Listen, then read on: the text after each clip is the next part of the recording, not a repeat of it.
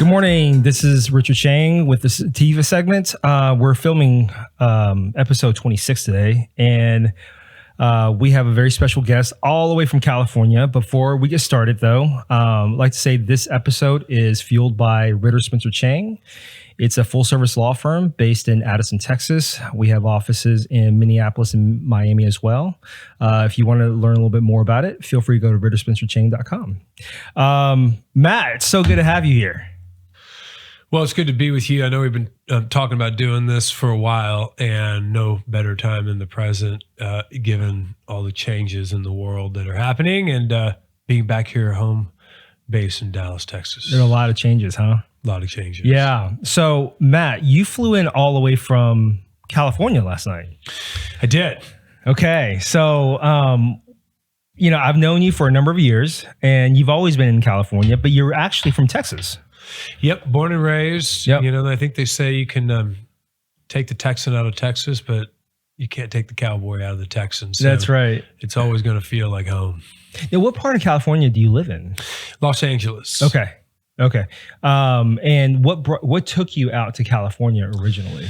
I think originally I was kind of yearning for diversity and culture, a little faster pace, stimulation, and sort of a place where you could be and feel the world. Although I will say Dallas has definitely evolved over the last many years to be more of a culturally diverse city, world city, and where a lot of people come here with a lot of world experience and different ideas and beliefs and thoughts, which are definitely more stimulating. And I'm proud to be from Texas. I'm proud to be from Dallas. I'm proud to see, what this state has done in terms of its growth. Yeah. But still, if you're in the point in your life where you're still trying to understand the world, I think New York and LA are still, the two cities that you really do get, daily sort of people and thoughts and ideas that encompass the world more so. And so I guess being a cowboy from Texas, LA is a little bit more aligned than New York, in that you can still have a car and throw your gear in the back and have a parking garage and a little bit of space and stuff like that. So I'm still more aligned with that energy. So LA is still a better home base, although I definitely only spend probably 35% of the year in LA. I'm probably spending 20% of the year in Texas, and the rest sort of on the road in many cities. Okay. So I used to live in LA area for a while. It was probably back in, 2002 through 2003. Okay. I lived in Santa Monica, West Hollywood, Marina Del Rey, and Oxnard, Ventura area. Yeah. That's where I learned how to surf. Wow. So do you surf out there? Can't say that I do, Richard. Okay. A lot of good waves out there. Pretty good surfers out in Southern California. Yeah. But I find that if you're not on the west side, you just don't get down to the beach as much as some might think. There's a little bit of traffic in Los Angeles. Down to 405 and the 101, just a little bit of traffic. Yeah. So you went to college here in Texas, though, at UT. I did, University of Texas. Okay. And you played football there. I did. Okay. And you played quarterback, was it? I did, yeah. Okay. Tell me about that experience. Great experience. I think during college and briefly in the NFL, I was able to be on some really good teams and serve in the way of a backup quarterback pretty much my entire career. Okay. And up until I got to college, so for my first 18 years, I was sort of blessed with, being in a number one seat in most things.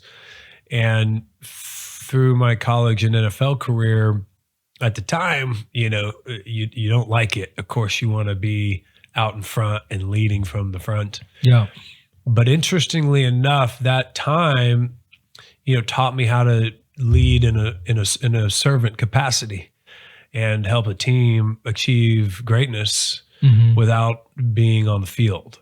And I think ultimately, maybe I'm skipping here, but ultimately that made me not only a better human being, but made me, more well suited to be an investor, which is what I've done ever since. And by investing in teams, I think if an investor sees himself or herself as number one, I don't think you serve that team as well.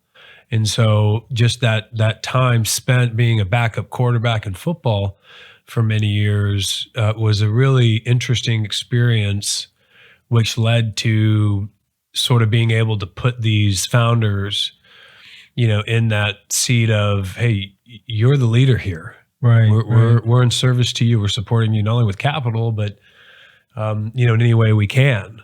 So I think it made for being a much better investor with that mindset. Okay. No, I can see that actually. Very much so in that you through football and through being not the first string, you're more of a supporting role. And in that supporting role, you've developed that life lesson that carried over into the investing world, right? Now, by the way, were you there when Vince Young was there? Yes. Did you guys win the 2005 national championship? We did. That's awesome. Okay, that's what I thought. Because we talked about that, and I believe you guys played USC and Reggie Bush and the whole gang, right? We sure did. What an epic journey that year was. We were undefeated that year. Both teams were going into that game. And, I'll never forget our mentality going into that game. Coach Brown, Mac Brown was our coach. Yeah. And I just heard today, actually, he's no longer with North Carolina as their coach. And Coach Brown, if you're out there, we love you, man. And I hope you take this time to just relax. Yeah. You've done so much with your life. But anyways, going into that game, his mentality was, hey, let's do nothing but talk about how great they are. They're the best. They're the best. They're the best. We're lucky to be here. We're just lucky and fortunate. And we went in with that humble attitude and, really wanted the world to know how great they were because, hey, if we didn't win, it didn't look as bad. If we did win, it only made us look better. Right. So we went in with a very humble attitude and, we had possibly the greatest college football player of all time in Vince Young.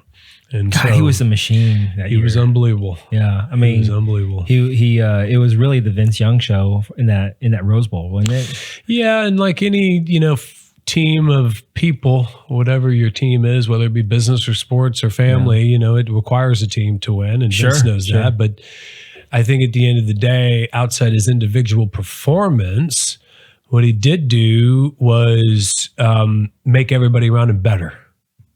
Yeah. It made everyone around him better with the way he approached the game, played the game. And that, that's really what ultimately made us that good. Right.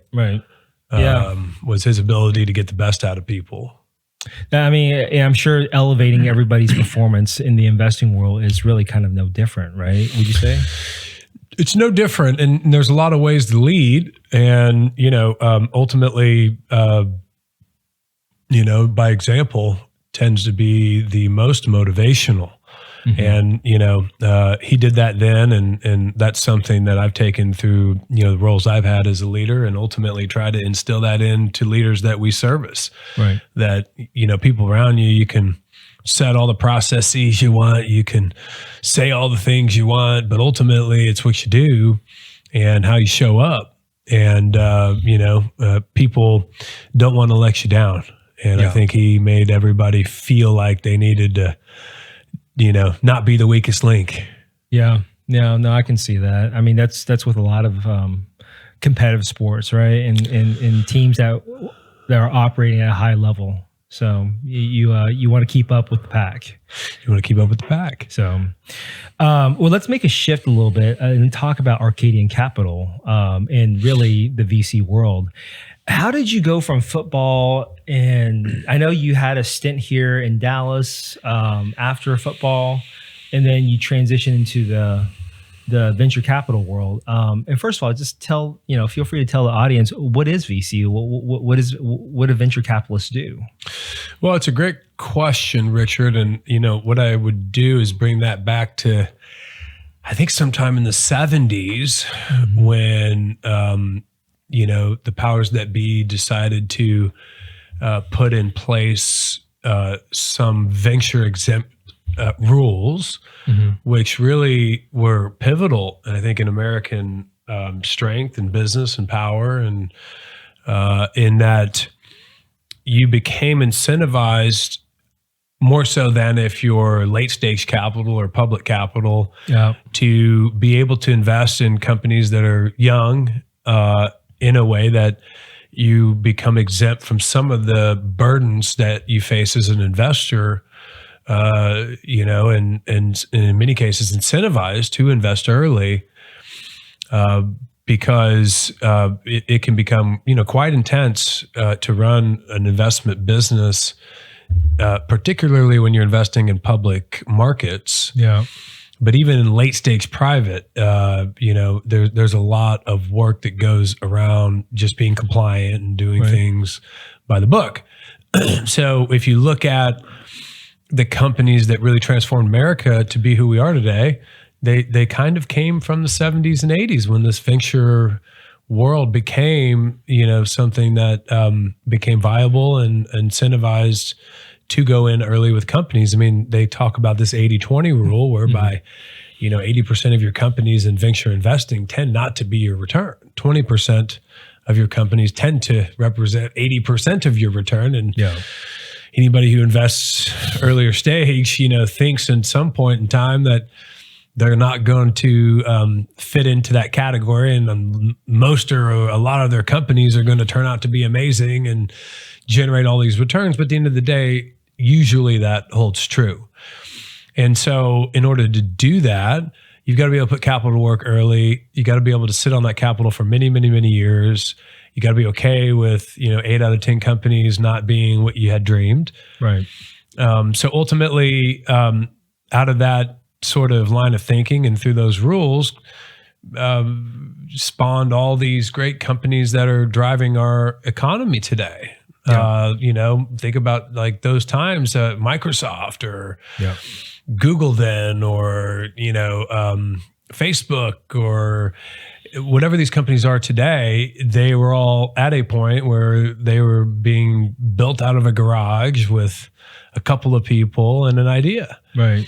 And if you're not allowed to invest in a way where you don't have profitability and EBITDA in the short term, then you need to be able to have the rules set in a way where you can invest in lots of companies in the category you like, knowing that only a couple are going to be winners. And then along the way, what you're doing is, not 8 out of 10 companies fail.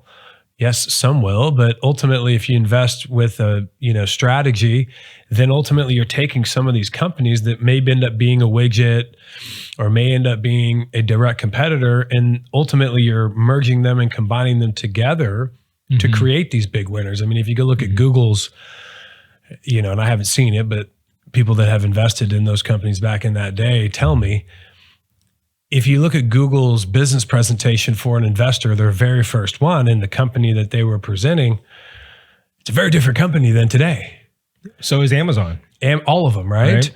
Yeah. But if you go back to that period of time and you say, hey, I think this internet thing is going to work out, well, you're probably investing in 3, 4, 5, 10 companies that all look pretty similar. You don't know who's going to be Google and who isn't.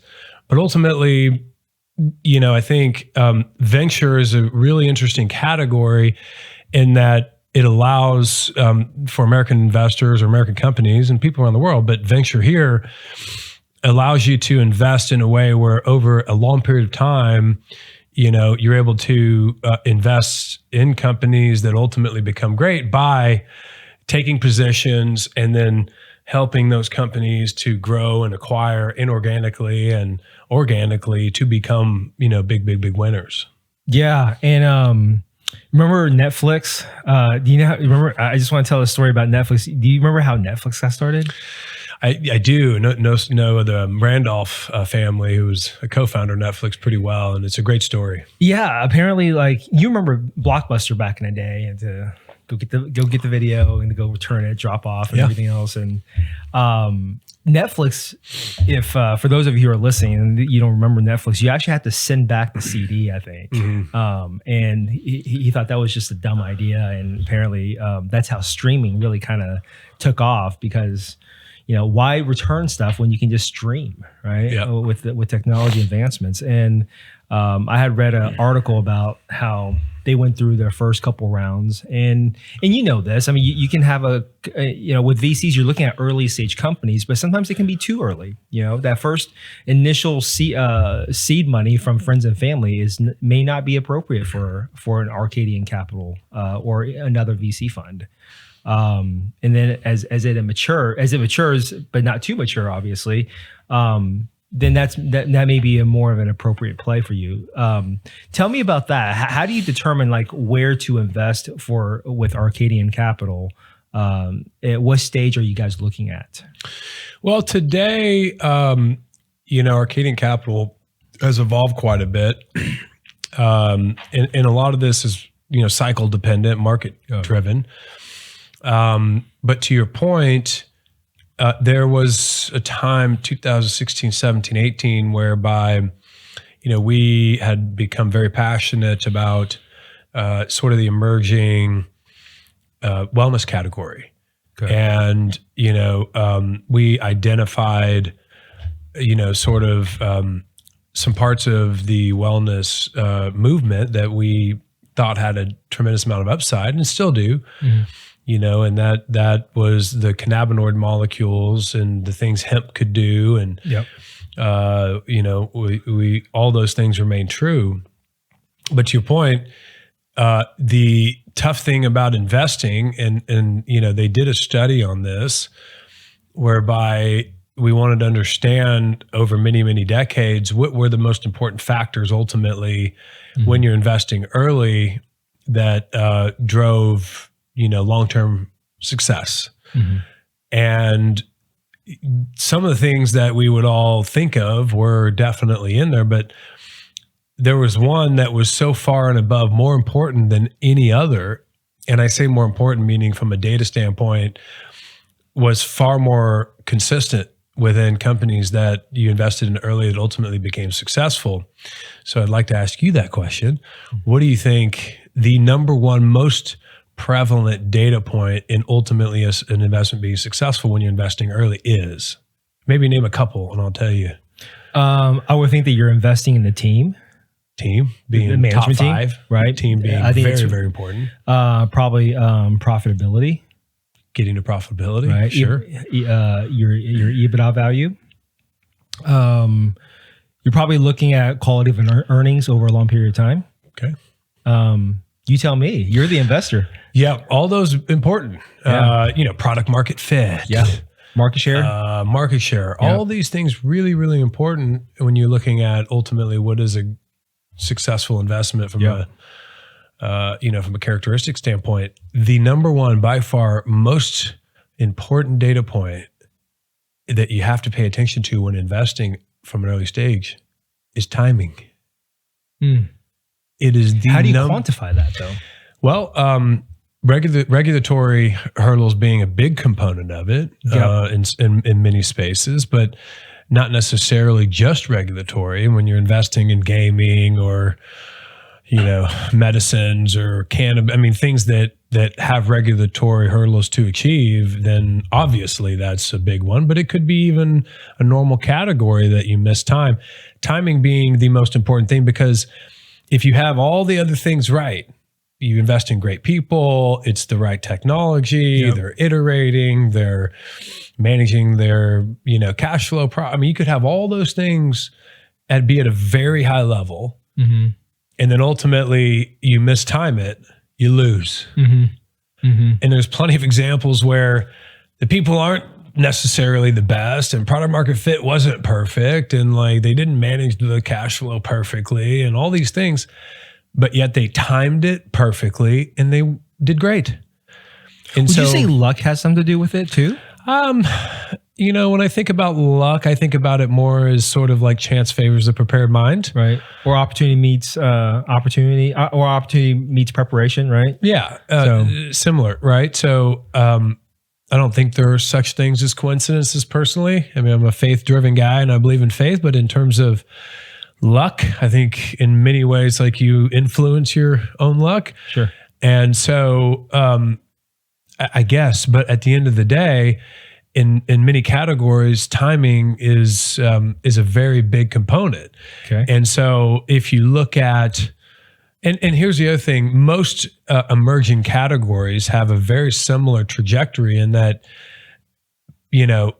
markets are a test of psychology, right? And then when you get to public markets, it's just a more complex, advanced form of psychology. That's a lot of what I'm talking about with timing. It's hard to time psychology, but most categories have this sort of, hey, everybody's excited about it. And you see valuations in terms of value aligned with the company or a sector of industry and its ability to achieve profitability or revenue be astronomical. People get excited and you see this big run. And then ultimately they all correct because you have this kind of run that psychologically represents excitement and exuberance. And then things get overvalued as compared to what the real, potential is as the industry is growing. Yeah. And then you have this big run up and you can almost overlay this to categories over the decades in terms of, categories that have become excitement. They run up and then ultimately they are extremely overvalued as to where their profitability is at that point in time. And then you see this drastic fall off. And then you see sort of this gradual slow build on the other side over a long period of time. And that just is the psychological aspect of being excited, realizing we've overvalued and overtraded it. Yep. And then it becomes undervalued. Sure. And then over time it becomes properly valued and then somewhat overvalued. So, when it came to cannabinoid-based businesses, I'd be very careful in saying cannabis because that's not ultimately what that industry should be saying, because there's a lot of different things that the molecules can be in from a consumer product standpoint.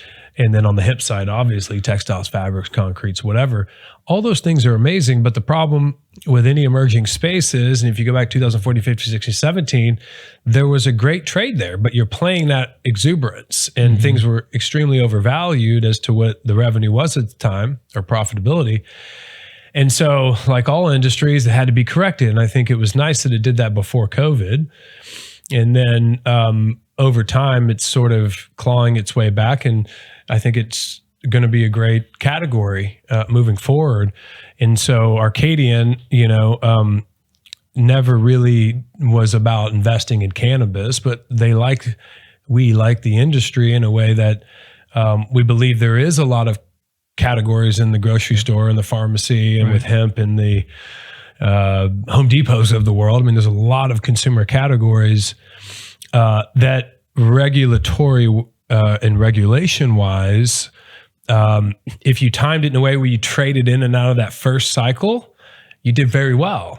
But if you held on the other side of the cycle, then you have to kind of wait till you get that slow build back and wait for some of these regulations to come into play so that you actually have a business that's, running as it should and valued as it should. I remember I had several contacts of mine that made a lot of money buying and trading, say, Tilray back in like 15, 16, 17, right? And then, of course, it's, trading on the public market at what, a $1.27 now or something like that. I don't know, whatever that is. But same thing with on the private sector is that you saw a lot of hype on a lot of different sectors within the cannabis industry, or we'll use the word cannabinoid based products, right?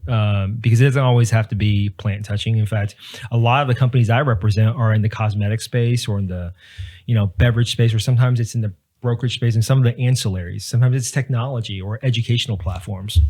That's essentially the third parties that's surrounding the industry. You saw a climate of growth, and then I want to say it was probably like maybe 2019. It was a year of debt for a lot of companies.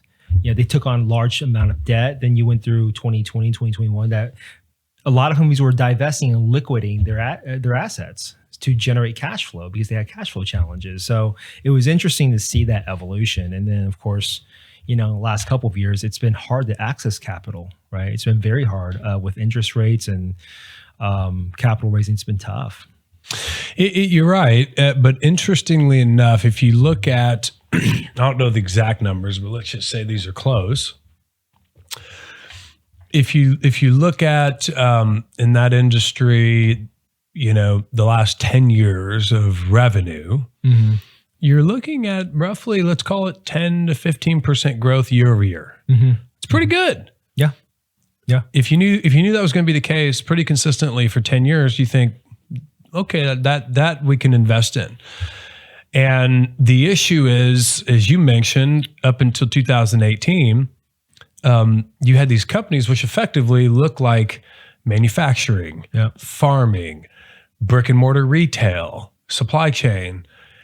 They were trading at like 100 times revenue multiples. Now you tell me, what does a farming company and a manufacturing company typically trade for?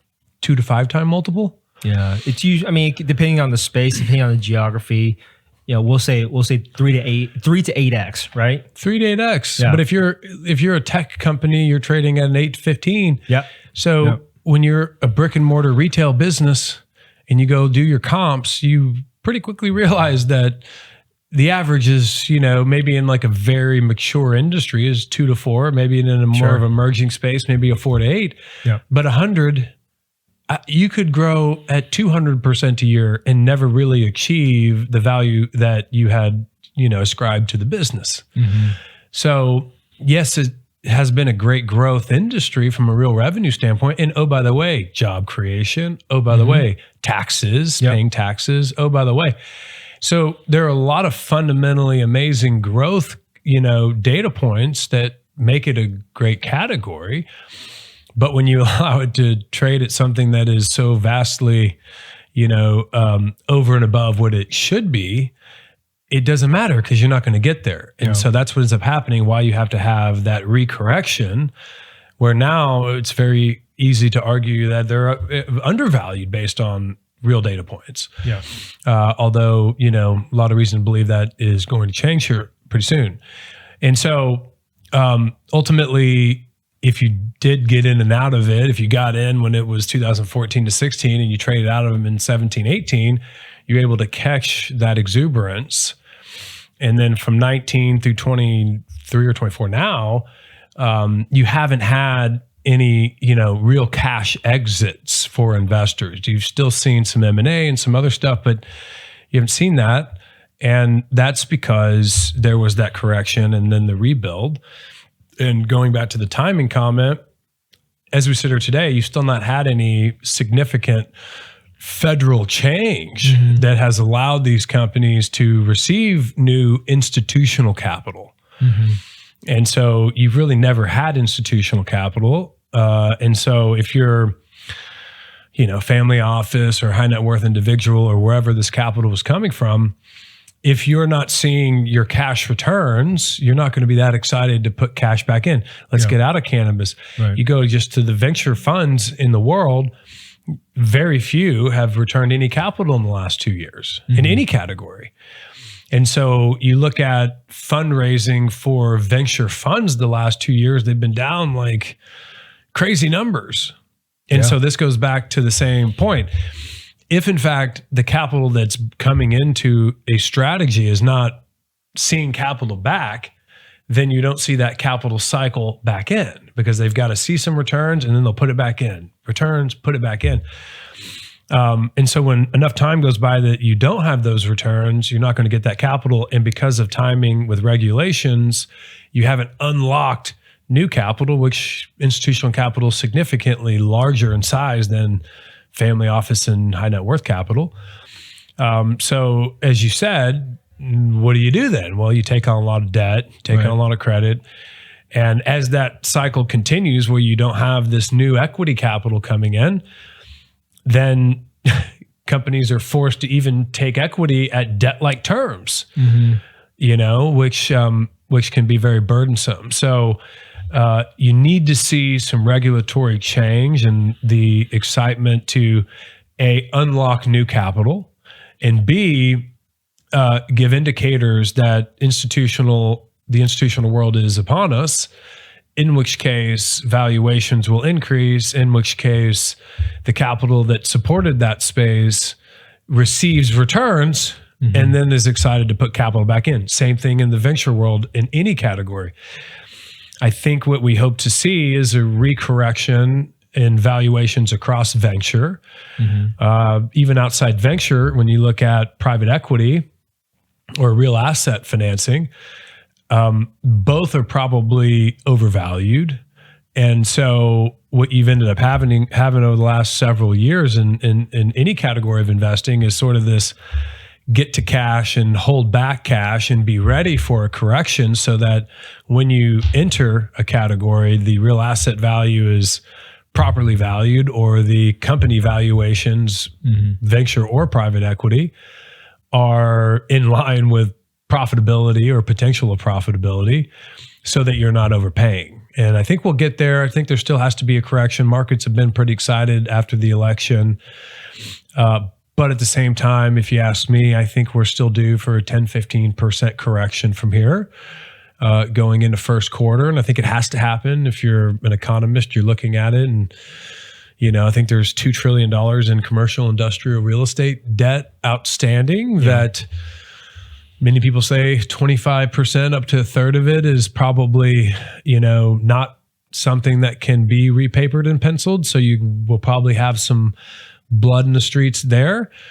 And, if you look at company valuations, venture or private equity, I think you can still say, that you're probably looking at companies that are overvalued based on their path to profitability. And so those need to be corrected as well. But if you're an entrepreneur at those companies and a founder, the last few years, you weren't willing to shed blood. You were trying to kick the can down the road as much as you could. So we've seen a lot of insider rounds, pay for plays, hybrids, bridges, things like that to keep the companies alive. But both from a company valuation standpoint and from a real asset value standpoint, you can only do that so long. And so we think that the election was a point where everybody was just trying to stay alive till we got there to see what the next 4 years were like. But I think many businesses, many assets are at a point now where they're at the end of the line, and there has to be something done to reset in order to excite capital to come back in to support those, and then ultimately help generate some cash back return-wise, whether it's a big profit or a discount, but at least cash back to keep people excited about, deploying capital back into the economy. Yeah, no, all really good points, Matt. That was a lot of information, but you briefly mentioned asset financing. I know for myself, I do a lot of work in the private equity space and family office space, but one of the areas in the last couple of years I've seen more and more of in the private equity world is essentially private equity financing and getting capital and deploying the capital through a financing structure. Is that something that VCs typically do as well, or is that something that that you see a lot of in your world? Well, it's market dependent, cycle dependent, because if you go back to 16, 17, 18, where companies were just able to pick any valuation they want and raise capital, it's a lot more difficult for an investor to dictate terms. Yeah. It's sort of like, hey, if you don't want this, then there's plenty of people that do. Right. And so you couldn't really. Well, the market was hot. Market was hot. So that's why we are where we are now, because that was what was going on. Tables have turned. So now it's just hard to even get capital. So tables have turned now. So the answer is now you can put equity out and, still, project equity-like returns on things, which, done right, are far greater than debt returns. Yeah. The difference is with debt, you're protecting your downside, meaning you do the term sheet in a way where if it doesn't perform, you could take the asset. Equity, you don't really have that opportunity. If you're in a preferred round or something, you have a lot of say in what happens to the company, but you can't just take it back if things don't work out and protect your downside. Right. But when you protect your downside, in some cases, you limit your upside. So what has happened in the last year or two, because it's been a lot harder for people to raise capital, you can put equity out and do a lot of things on that term sheet to protect your downside as well. So equity tends to kind of look a little bit like debt. For example, in many companies we invest in with equity, we would say, okay, you also have to pay back based on your revenue every quarter, a certain amount of that revenue. Or, we want an independent board, or, we want all these different things. Do you ever structure it to where you have to pay back and say, let's just say quarterly revenue, but if you don't hit certain benchmarks, you're essentially hedging your protection on the downside by taking more equity as essentially as a consequence for not meeting the benchmark that you set for the revenue return? Sure. I mean, again, as an investor, the world is your oyster in terms of what you can ask for these days. But in 1718, you looked at a term sheet for a company that everybody was investing in. You were basically having to invest at those terms, and they didn't really want to hear all the other things you wanted to protect your capital. That's because they had a line of people wanting to invest. You couldn't really dictate terms as an investor. You couldn't. So I mean, again, if you're on the debt or credit side, you're doing term sheets as you've always done, but they're able to do certain things to make debt returns not just be 5, 6, 7, 8%, but you can put out debt and credit and have it almost look like equity returns because you're putting in warrants and options and all these other things, so that when you're even putting out debt capital, you're looking at the potential to have 12 to 17% return or more in some cases. Yeah. And so they've kind of almost blended together in terms of the way you're investing in companies and the ways you can structure things for your investors and your capital to have, more upside than less. Yeah, I'm seeing more and more of that, and not just in cannabis. Obviously, I do a lot of work in healthcare, and we structure some of those on healthcare deals too. So, I mean, at the end of the day, you're a steward of capital. If you're a fund for some of your own capital, but also, you're responsible for all these LPs that are giving you capital. And so you have to do those things. But at the same time, you don't want to be a burden to your founders. It's really important to think about, yes, I represent my investors and my own capital first and foremost, but a very close second is I got to represent this company and make sure that they have the ability to succeed. And if all they're doing is fighting the capital that they've received to build their business and not running the business, then you don't allow them to go out and do the things they need to do and iterate and grow in tough environments. Now, I will say this, market cycles all look a little bit different, but they have to have cycles. I mean, you have these up cycles and corrections and cycles and all those things. The difference with this one is that there's more money than there's ever been on the sideline. Versus 2008, 9, 10, there wasn't capital just sitting there ready to go take these deals. So the correction was a lot harder. I think the difference now, and go look at Warren Buffett, for example, I don't know what he's sitting on, a lot of money, more than ever, in cash, ready to go. And this is where a lot of funds are, a lot of VC and private equity funds, a lot of family, a lot of capital is just sitting and sitting and sitting. Not that they don't have it like that time, they do, but everybody wants a better entry point. So instead of like 2009 seeing 80% off valuations and real asset values, this time I think all the capital is just waiting for that, that data point, that cycle point to say, okay, they're down 20% from where I was going to invest, 25, 30, 40%. Right. And they want to jump in. So I don't think this cycle, whatever it looks like, is, end of the world. I think it's just more, hey, let's reset a little bit. And you have all this capital ready to go. So I think that's the saving grace, why it won't be such a tough landing. I just think it has to happen because it's healthy. Well, you mentioned earlier about a need for regulatory change, and my understanding is that you're also somewhat involved with politics. So let's talk about that. What kind of regulatory changes are you do you think is necessary to make a healthy adjustment in the cannabinoid-based products industry? Well, I think as it pertains to the cannabinoid-based sector, the good news is on December 2nd, there is a hearing that is in the ledger, which, is very difficult to change. So I think we can assume it's going to happen and was going to happen regardless of what happened with the election. Talking about the rescheduling? Rescheduling. Yeah. And so that will happen. And it's hard to believe that, it won't be a positive. Now, after the hearing, and we've seen, I don't know, there's more comments during the public comment period. There was more comments made on this topic. I think call it 40,000. Yeah. I believe more than any other, comment period in history for any category. I think number 2 was the opioid comment period, and this was a lot more. So you clearly have a lot of people interested in the outcome here.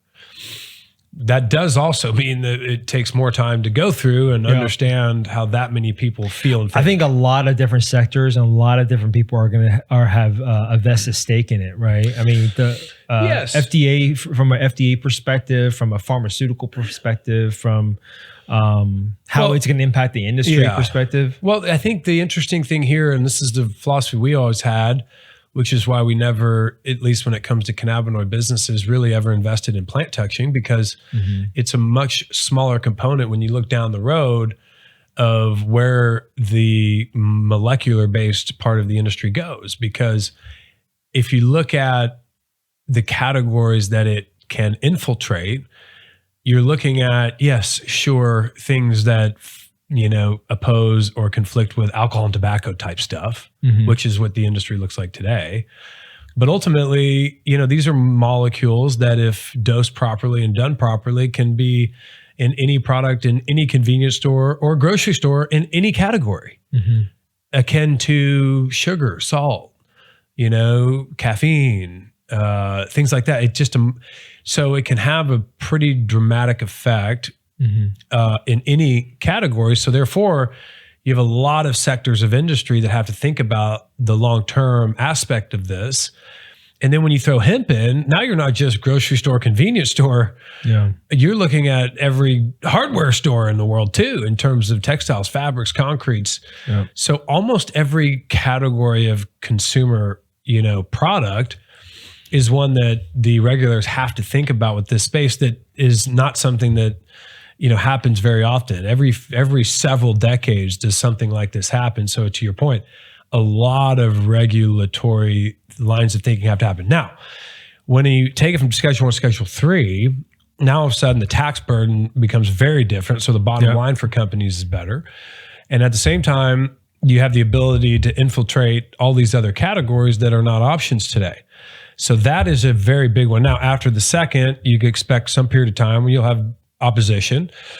So maybe for a month or two, this will drag out. But once it gets rescheduled, now all of a sudden you have to have a lot of various people look at it. Number one, the executive branch. Now, if the Democrats got elected, my understanding is that there's a memo in place to say, here's how we feel about this, which gives a lot of guidance to regulators of industry to say, okay, here's how the executive branch feels. Here's what the rescheduling paperwork looks like. Now let's take a meeting and let's decide how we're going to tell our category of business. Let's just take banking, for example. How do the banks now deal with this? But for them to take that meeting, they have to know what the rescheduling looks like. And I think they want to understand what the executive branch feels. The Republicans have not sat and drafted a memo as to how they feel about it. So I think after rescheduling, now you're going to want to have some period of time for which the executive branch takes the issue on and decides how they feel. So that could be a little bit longer now because it's the Republicans. But I happen to be very close with the Republican Party, and I know that they do not have opposition as it pertains to states' rights. So within states, I think you will be just fine in almost any category that's not crazy.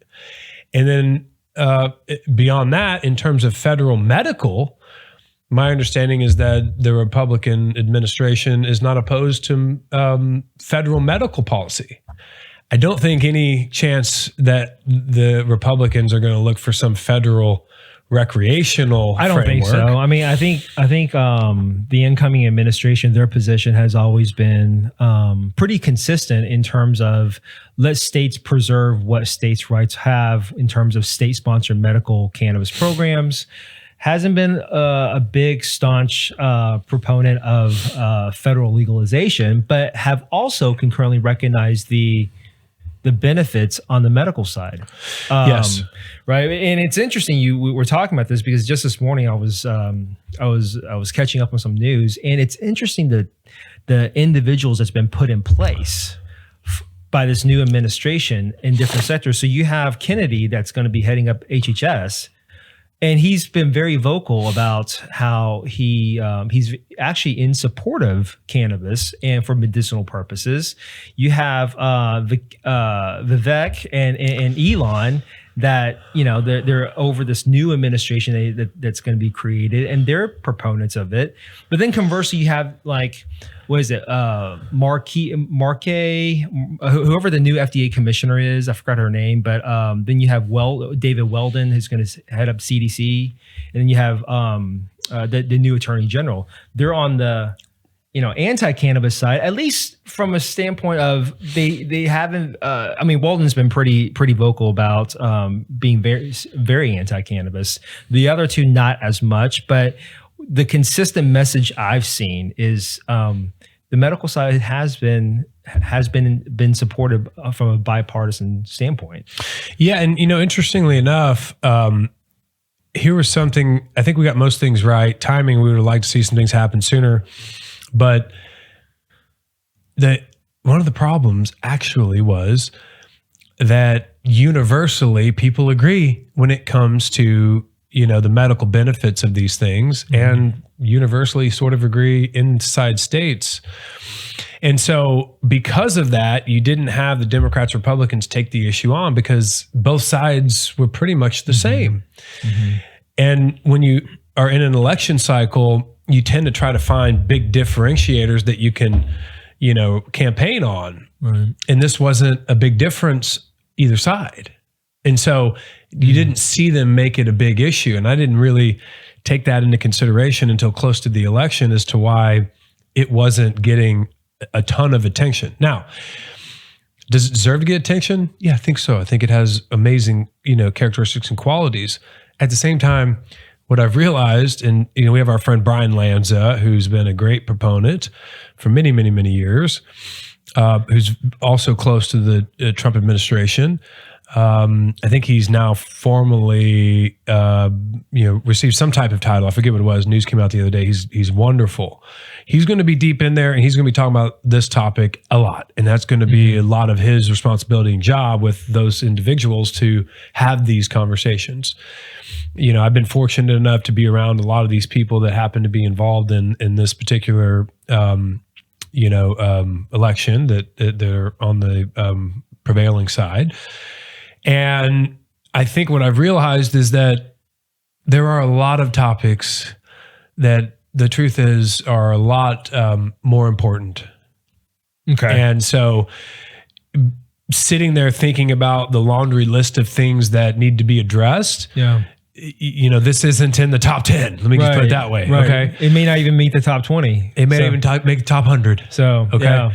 And so, and you know what, as much as I, you know, have, we put capital and we support the space, we realize that there are more hot button topics. Sure. And this will be a topic that will get attention, and people like Brian and people that are in the sector that they have to focus on this and have been positioned to focus on this will.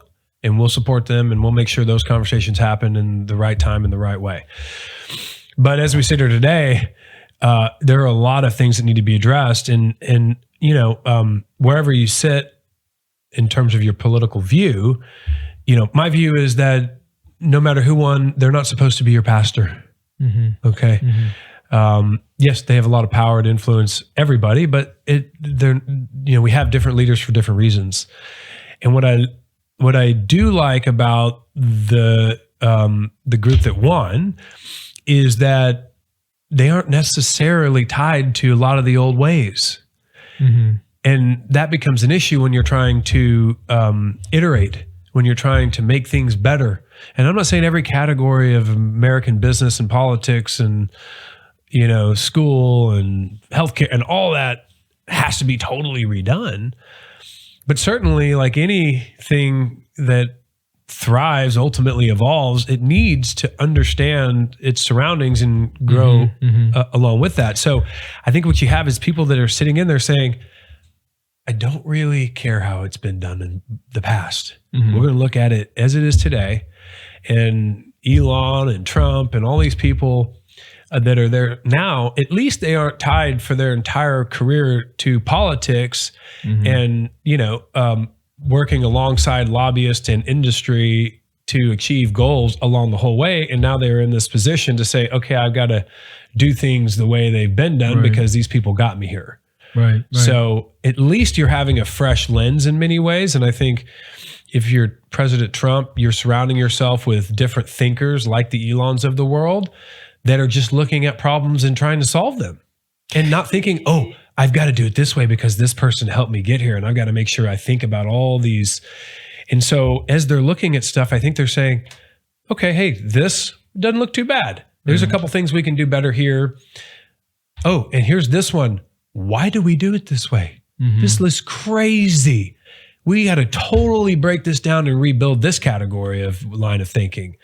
And when you have the House, the Senate, the Supreme Court, the executive branch, most of the tech community, probably media is not as aligned to this administration, but I think more and more folks are coming around being very hopeful. So you have this situation now where you have, I think we should be encouraged by, I think where I believe Donald Trump's line of thinking is, I don't think it's the way it used to be, because you're talking about, anybody who wakes up every day, 2016 to 20, and feels like they're taking fire nonstop, is going to be a little bit irritated and not probably act in the way they would otherwise. And I think now let's hope that this individual is waking up every day feeling a little bit like, hey, I've got more support. Yeah. And so maybe there's a different energy and warmth to it. I think he's also evolved as an individual, just becoming more, because he came in as a non-politician. He's been a business guy for, that's my point, in his entire career. I mean, 2016, he was essentially thrown into the fire. Yeah. Right. And then, and like anybody, we all grow as people. And so this time around, like 8 years later, right? He's gathered more information by being in the White House. He's learned a few things, probably a few tricks here and there that he didn't know before. His rhetoric has changed. I just think it's an interesting administration coming in, because just even from his picks, right? I've named off 3 different people from two very opposing different categories of thinking. And so clearly he didn't pick people based off of their attitude towards cannabis. It just happens that these random people, they were fit for the job. They were designed to come in to perform a job, and they had, a broad spectrum of differing opinions on this topic. Yep. I think another thing that's really kind of shifted, and I don't want to get overly political here, but it seems like what used to be far left, or we'll even say moderate left, the pendulum has shifted, because in some ways they were forced to go right, because the left, the true left, has created this new ecosystem that maybe the interest may not align from, like, say, classical liberals, right? And so I think I see some of that, and I'm thinking that maybe that has some influence on this administration and some of their objectives as well. Yeah, I think so. I mean, again, I think if you look at anything in life, it's about balance, and not staying in balance, but understanding balance so that you can thrive one way or the other. And perhaps it has been a long time that things were a certain way. And in the last however many years, as you mentioned, pendulum swung pretty drastic the other way. And depending on where you sit, maybe you were happy or unhappy about that. But it was ultimately, looking back as we go forward in history, maybe that's healthy, because it forced us to rebalance, and maybe now it's coming back a little bit, but ultimately we got to be in balance, right? Energy, positive and negative, math equations have to balance. Yep. every living organism, pH balance. Every living organism ultimately has to understand homeostasis. Without that, you die off as a species. Doesn't matter what the organism is. And so I think, life is about balance, understanding balance so that you can move forward in the best way. And so I think all these things were about getting to balance. And now, as I said, and I'm an optimistic person and hopeful and all those things. So it doesn't matter what happens, you make the best of it. This is where we are. And so I think that, again, the saving grace, I think, is that we've had these drastic shifts and drastic lines of thinking and lots of different thinking. Ultimately, if you're the Democratic Party, you're regrouping right now. And you're going to come out and you're going to say, hey, the past is over. We've got to come out and present something new. I think if you're the Republican Party, you're almost feeling the same way because the Republican Party is entirely different and changed as well. And, for that balance, healthy balance that you mentioned, I hope the Democratic Party and the DNC comes together and you have two very competitive parties to where ultimately you want the best candidates. You want the best candidates. So, in the interest of time, I'm just going to ask you, give me one statement, the biggest goal in 2025 for Arcadian Capital. Well, biggest goal for us is to really pay attention to what's going on. Understand that we've been blessed with a lot of access and a lot of information flow, a lot of resources, and to not only make the best investment decisions, but think about impact. For us, we're very passionate about the environment, humanity, rights, things of that nature. So we really want to make good investments from a return standpoint, but we also want to make investments that create positive impact in the world. And that's very important to us. And so, although we've had funds and the funds are doing great that focus on sort of emerging alternative health and wellness categories,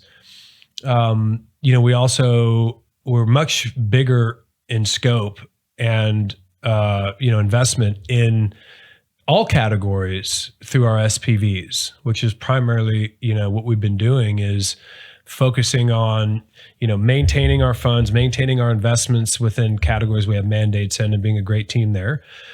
But making sure that when we put together $50, $100, $200 million, $1 billion to invest in one thing through an SPV, that we do so under a lens of, hey, we still want to create impact, whatever category it's in. We still want to be thankful and feel grateful for the information flow and access and the privilege we've been able to get ourselves within in terms of politics or business or worldly affairs, and generate great returns based on those investments. So I think that's what we're really excited about, is that I think a lot is going to change, for better or for worse. When you have full control like this, a lot is going to change. And you know what? The only thing worse than the bad decision is indecision. And we've had a lot of indecision in the world lately. And so idle minds are dangerous when you can't move forward. So there's going to be some things that are done that maybe too quickly, too hastily, and maybe they need to iterate. But I think we're at least in a place where things can happen. I think we're in a place where it's not as tied to the old ways. So you'll see a lot of new, fresh ideas across all categories. And I think our job is to sit within that, make great investments. We're going to make bigger investments through SPVs. Maybe we'll do another fund, but I think for the time being, we're going to be doing big direct deals. And again, what I'm most looking forward to with all this is creating impacting categories because of the way we've handled ourselves, the servant attitude we've had, and trying to stay within areas, yes, we have some expertise in, but also taking advantage of things that come up in a way that we feel like we make a positive impact. Good, Matt. Well, as they say, the only thing that's constant is change, right? Yeah. So thank you so much for being on the show. I appreciate you obviously coming all the way out here from California, and hopefully you have an excellent stay here in Dallas, Texas for the holiday weekend. Well, what do we say here? Texas is the greatest country on earth. That's right. And I still believe that. Thanks, Matt. Thank you.